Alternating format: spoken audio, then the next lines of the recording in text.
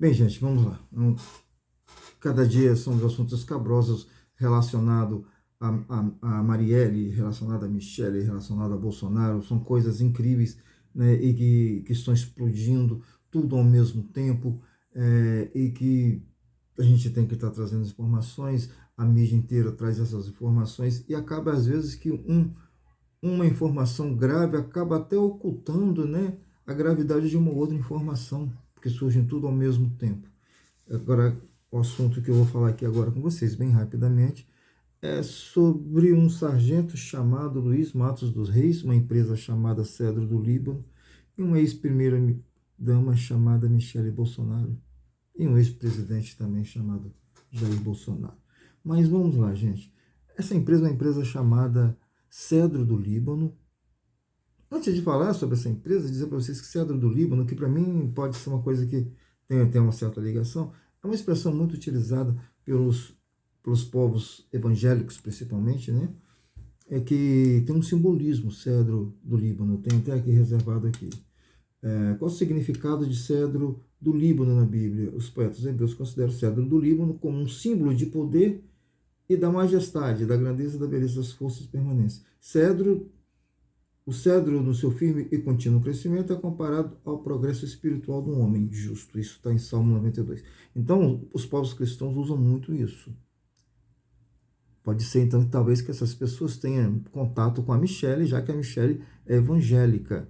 Isso é muito utilizado pelos povos evangélicos. Mas também pelos povos libaneses, já que o cedro do Líbano, inclusive, está na bandeira do Líbano. Né? É um dos símbolos do Líbano, é o cedro. Então pode ser que sejam empresas libanesas e pode ser que não tenha nada a ver uma coisa com a outra.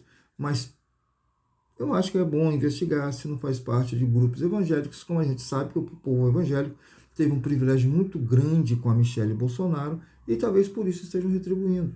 É só uma ideia. Vale a pena investigar sobre isso, né? Mas vamos ver aqui um pouco essa matéria que vários jornais diferentes trazem essas informações, vários veículos trazem essas mesmas informações. Eu estou usando aqui a informação do UOL, mas poderia ser de outros jornais também que estão trazendo essa informação. Uma empresa com contrato público na gestão do Bolsonaro é a origem de uma série de transferências feitas pelo militar da ajudância de ordem da presidência da República, que fez saque em dinheiro vivo. E com ele pagou despesa do cartão de crédito usado por Michele. Você lembra daquela menina que emprestou um cartão de crédito para Michele? E pelo menos 3 ocasiões, segundo a Polícia Federal, o militar, o segundo sargento Luiz Marcos dos Reis, também fez ao menos 12 depósitos em dinheiro na conta da tia da primeira-dama. Não falo o valor, só falo que foram 12 depósitos. O cara pegava esse dinheiro do cedro do Líbano e depositava na conta da tia da Michele Bolsonaro. Da tia da Michele Bolsonaro. Os pagamentos ocorreram pelo menos até julho de 22, de acordo com os dados obtidos pela Polícia Federal, ao quebrar sigilo bancário de auxiliares do tenente Mauro Cid, o ajudante de ordens, então, presidente do Jair Bolsonaro. O ajudante de ordens do então presidente Jair Bolsonaro, desculpe. Quando autorizou a quebra de sigilo de subordinados de Cid, ainda no ano passado, exatamente isso foi antes, inclusive, do Jair Bolsonaro perder as eleições. Já se sabia que o coronel Cid bancava as despesas da Michele. Antes, alguns meses antes, inclusive, já havia-se apreendido o celular do Cid. Né? Ainda no ano passado, o ministro do STF, Alexandre de Moraes, afirmou que o caso tem indício de desvio de dinheiro público por meio dos militares do Planalto e assessores da então primeira-dama.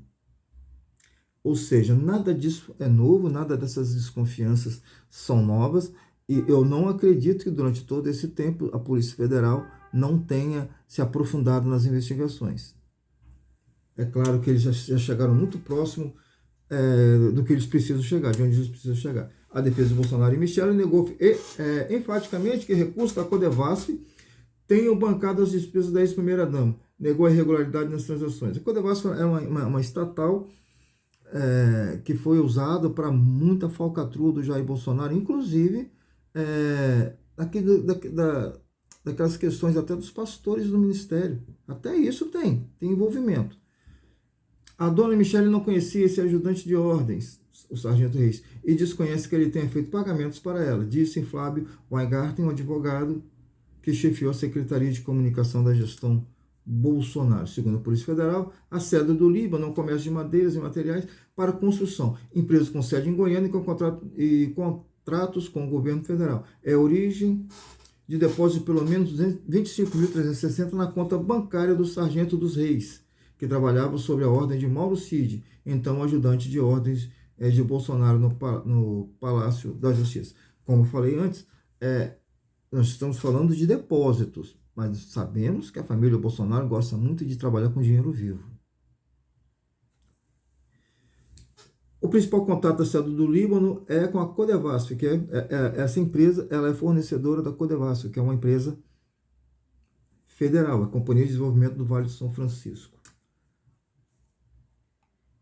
A estatal que já foi alvo de operação da Polícia Federal, mirando a corrupção dos contratos do Nordeste no ano passado. Segundo a Polícia Federal, o dinheiro era depositado por Vanderlei Cardoso de Barros, pai da sócia da sede do Líbano, nas contas do Sargento dos Reis.